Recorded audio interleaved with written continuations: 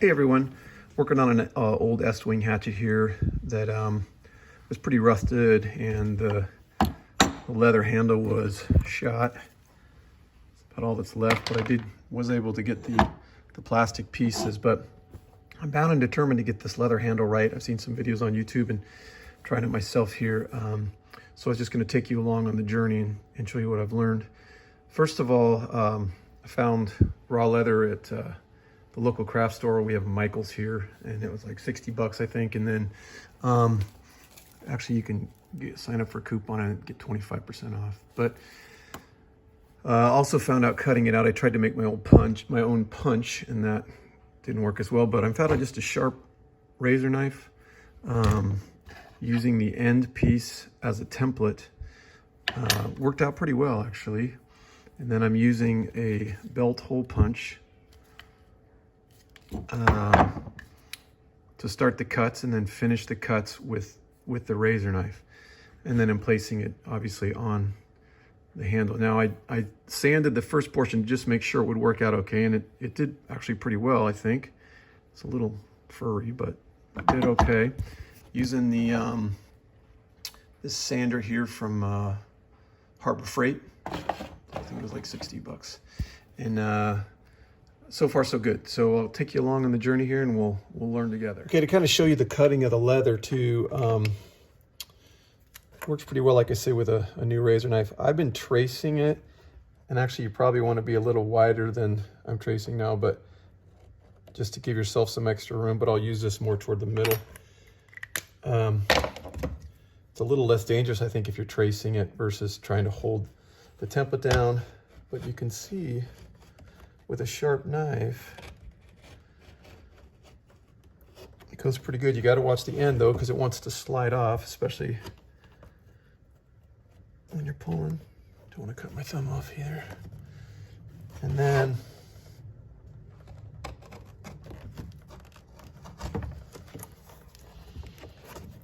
it's kind of sticking a little, but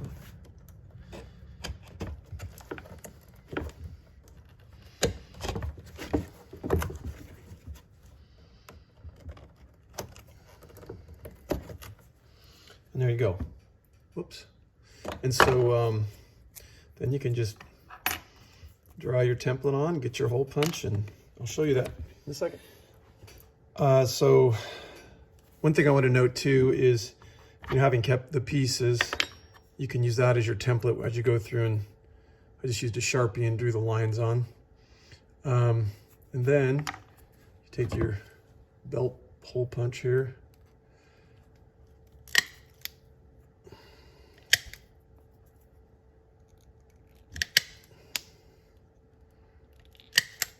Okay, then your razor knife. The thing with the razor knife when you cut is don't pull it too hard towards you, but more slice down, I found. Otherwise, you'll slip off and cut the bottom. Again, you really want a new blade in there. And then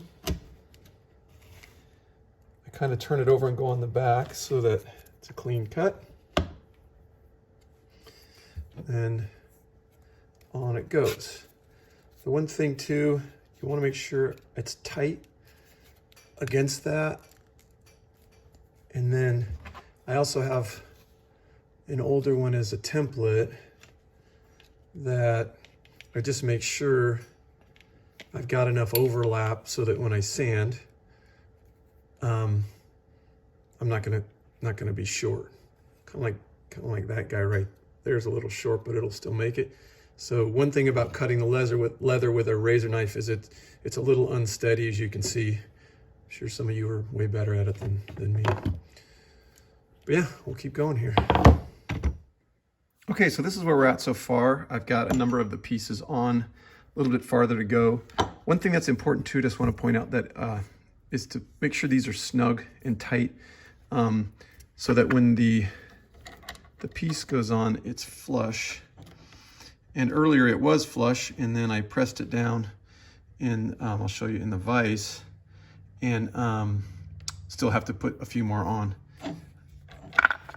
So what I mean by pressing it down on the vise is just simply, I had it there, and then using two hands forcing it, and then also trying to force it a little more from the front so that the stack here kind of follows the outline.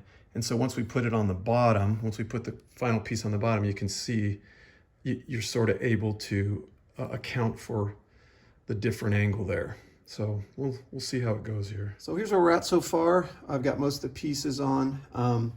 One thing I want to point out is this section here, you'll notice those are compressed in the front to kind of accommodate the angle of the piece. What I was finding is the end cap would sit at this angle, but obviously there was a gap based on the fact that these were coming straight across. So all I did was grab my trusty little sledgehammer here, just hold on, it works better on my my anvil. And there you can see it'll thin out the front so that you've got a better angle, so that you get a better seal on the end piece. So what I'm going to do now is I'm going to try to sand it. I'm not going to peen the end on yet in case the sanding doesn't go well and I need to start over. So one thing I want to point out too is that when you'll see me sanding, what I learned from up here is you want to kind of go this motion, not a lot of back and forth. It seemed to go against the grain there. It didn't work as well as just simply going like this.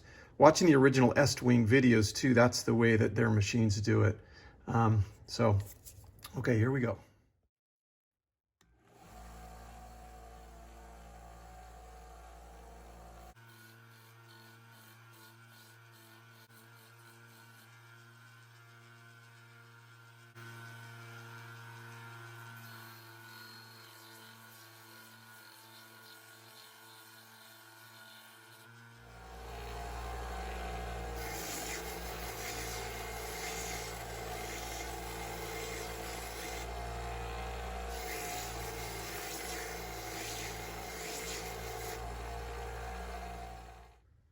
So this is where I'm at so far. You can see some areas where like there's some flaps that probably need to be trimmed. But it's coming together. It's a heck of a mess too. So be ready to coat your shop in leather dust.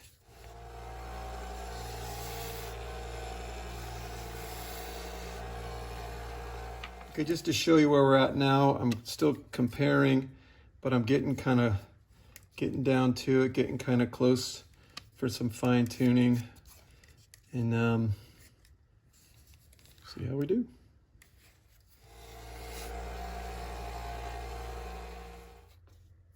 Okay, so here's where we're at. I think it turned out pretty good. It's a little tricky. I've got to trim some of the fur off there, but seems to be about the correct width.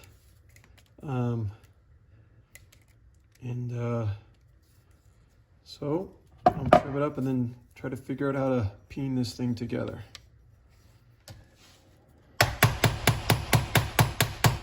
So peening this, I've got a couple pieces of leather taped in here and obviously on the bottom too. And then I'm just working away at getting these things mushroomed out a little bit. Okay, so here's kind of the final product after peening, and for the most part done. A few little bits to trim, and then see if we can put a little bit of coating on there. Okay, so there we are right now with the finished product. I'm gonna put some citrus shield on it, which basically is beeswax, carnauba, some other stuff, and we'll see how it looks.